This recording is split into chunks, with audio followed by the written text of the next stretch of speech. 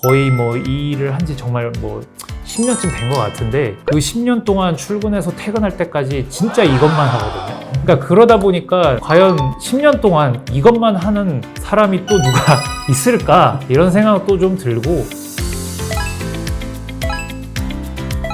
조금 더 디테일하게 겨냥한 그 차이가 좀 크지 않나 라는 생각은 해요. 그래서 이 부분을 어떻게 디자인해 주느냐에 따라서 피부가 어떻게 올라올 것이냐, 이게 이제 사실은 중요한 흉터 디자인. 그렇죠. 흉터 디자인 말씀하셨으니까 시술할 때 약간 차이가 있잖아요. 그러니까 이게 노하우가 다 다를 텐데 원장님 생각하는 다른 곳과 무다마니원의 새살침에 좀 차이가 뭐가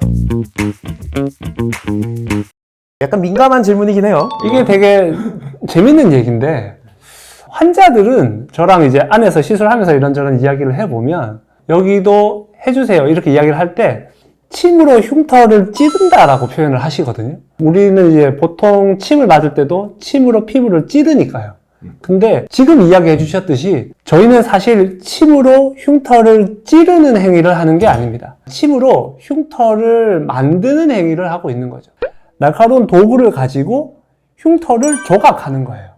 패인 흉터의 모양을 보고 어떤 식으로 이 흉터를 자극해야 그 흉터에 맞게 정확하게 새살이 돋아 올라올지, 그런 노하우를 가지고 흉터를 조각하는 거기 때문에 이게 가장 큰 차이점이 아닐까요? 예, 그렇죠. 그래서 뭐 하다못해 설거지를 한다고 해도 그 하루 종일 설거지 하는 사람이랑 가끔 설거지를 도와주는 사람이랑 이 그릇을 닦는 속도나 뭐 세척의 정도의 차이가 좀 나잖아요. 제가 정확하게 어떤 다른 그 새살침 시술자들이 어떻게 하시는지를 모르기 때문에 그 점을 평가할 수는 없겠지만, 일단 저는 사실 거의 뭐 이 일을 한 지 정말 뭐 10년쯤 된 것 같은데 그 10년 동안 출근해서 퇴근할 때까지 진짜 이것만 하거든요.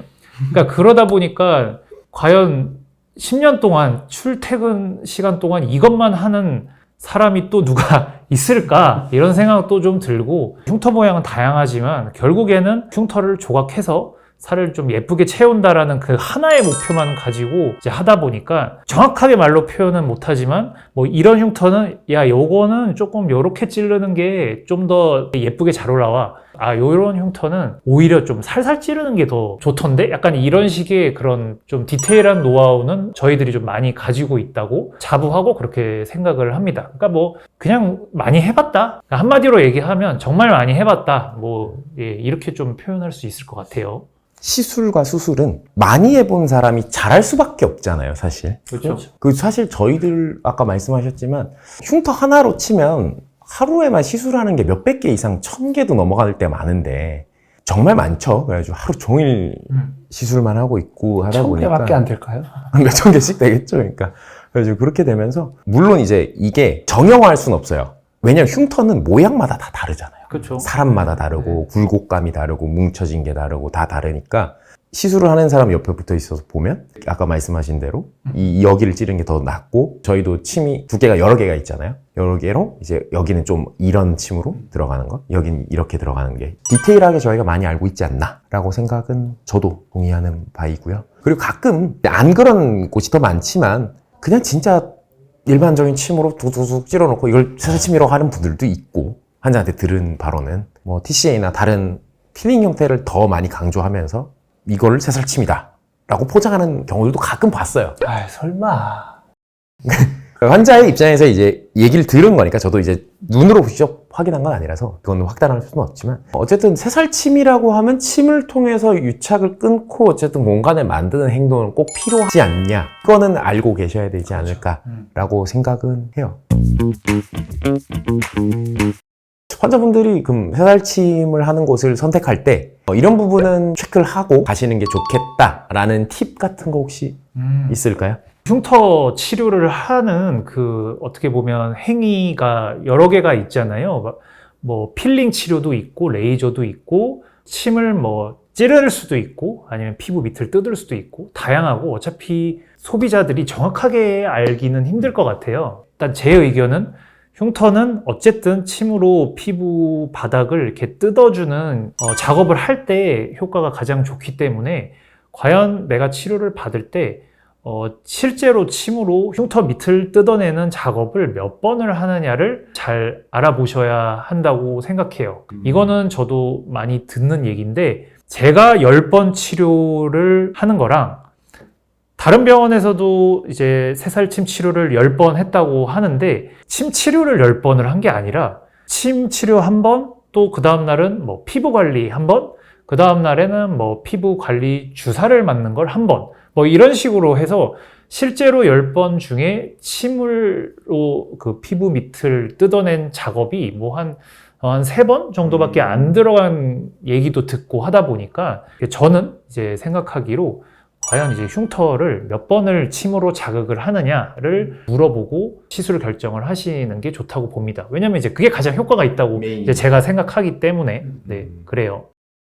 저도 동의하는 바입니다. 제가 TV를 보다가 광고 문구를 봤는데, 모 게임 광고 중에 야구를 대신할 수 있는 건 야구밖에 없다 라는 문구를 봤어요. 제가 야구를 되게 좋아하는데 되게 그럴듯한 그런 말이었습니다. 이 같은 맥락에서 새살침을 대신할 수 있는 건 새살침밖에 없는 것 같아요. 새살침이 흉터의 가장 효과적인 치료 방법이기 때문에 새살침을 어떻게 잘 받을 것이냐를 생각해야지, 새살침의 효과를 도와주기 위해서 부가적인 다른 어떤 시술을 더 곁들여서 한다, 뭐 새살침의 횟수를 줄이기 위한 다른 시술법이 개발되었다. 저희가 새살침을 한지 이제 홍 원장님 때부터 따지면 거의 20년 가까이 됐는데, 새살침을 대신할 수 있는 건 새살침밖에 없습니다. 광고 코카피인데요. 네. 맞아요. 그래서 이제 보조 시술 필요한 환자분들이 있어요. 다른 시술들도 당연히. 근데 그거는 다른 목적 때문에 그런 그렇죠. 거니까. 네, 목적이 좀 다르니까 실제로 이제 메인은 새살침 몇 번 들어갔냐, 이게 가장 좀 중요한 거라고도 저도 동의하고, 그 다음에 저는 사실 이제 환자분들은 누워서 사실 마취하고 이제 받으면 어떻게 되는지 잘 모를 수 있어요, 사실. 네, 그래서 시술이 어떻게 행위하는 건 사실 이건 전문가의 영역이고, 사실 그걸 입증하는 건 시술 결과랑 시술 환자 수거든요, 사실. 얼마나 많은 환자를 얼마나 많이 치료했는가. 그래서 한의원을 결정하는 데 있어서 나와 비슷한 흉터를 많이 치료한 병원인가라는 것들이 하나의 기준점이 또 되는 게. 근데 그거 어떻게 알아요? 많이 어쨌든 뭐가 있어야죠. 네, 뭐 전후라든가 아니면 뭐 내원했을 때 상담했을 때라도 뭐 이렇게 뭐 좀 많이 있다던가. 뭐 하긴 저도 그래서 신뢰감을 좀 주기 위해서 얘기하는 게, 제가 여기서 병원 한지 지금 만으로 뭐 7년 넘었다. 근데 내가 하루 종일 이것만 하는데 만약에 이게 도움이 안 됐으면, 그쵸. 여기 월세도 비싼데 이게 내가 지금 이거 유지가 되겠냐, 이제 이런 얘기도 많이 드려요. 진작 망했겠죠, 그죠? 네. 사실 맞아요. 저희가 효과가 없었으면 이미 저희가 없을 수도 있어요. 네. 오늘도 그럼 수고하셨습니다. 아유, 네, 수고하셨습니다. 수고하셨습니다.